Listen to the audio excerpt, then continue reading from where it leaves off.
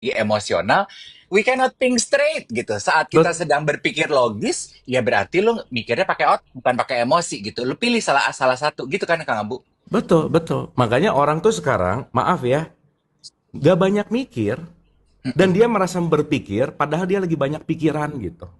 Itu beda Mm-mm. tipis tuh. Aduh.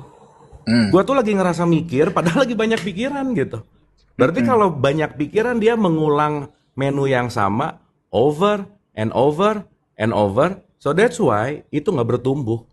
Oke, banyak pikiran itu seperti tadi Kang Abu mengulang recording yang sama di kepala Benar, kita. benar. Dan Oke, akhirnya jadi kebiasaan. oke. Aku pengen tanya ini Kang Abu. Tadi kan Kang Abu membahas bahwa jiwa itu sifatnya dua ya, recording dan juga gagasan gitu. Betul. Karangan atau gagasan.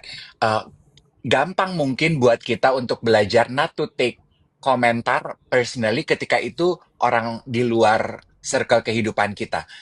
Pengen tahu kalaulah suami sama istri dan Mm-mm. keluarga, gimana bagi kita untuk bilang, ah istri saya kalau komentar itu kan gagasan dia terhadap saya gitu. Sementara kan itu kayaknya kehidupannya udah nyampur ya, udah nyatu ya. Kan kadang-kadang dengan orang yang paling dekat tuh lebih sulit untuk memisahkan. Betul.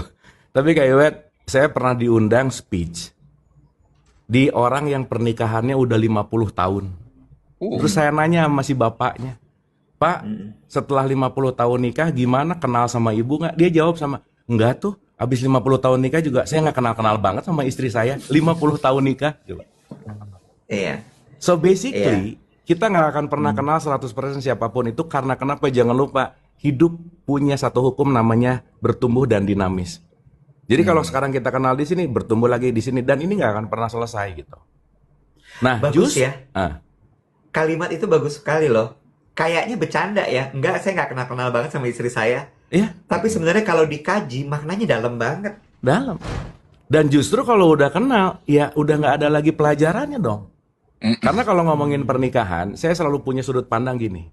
Pernikahan itu perang panjang, jangan lupa. Long war, infinity war gitu. Tapi bukan untuk saling mengalahkan, tapi saling bertumbuh.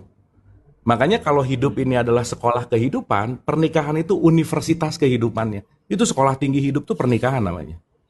Karena sampai Hmm. saat ini belum ada institusi yang mencampurkan semua needs manusia dari psychological, biological, spiritual, semuanya. Si institusi yang paling bisa mencampurkan semuanya itu namanya adalah pernikahan gitu.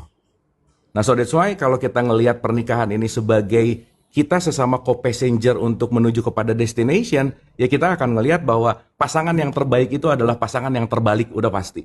Fix.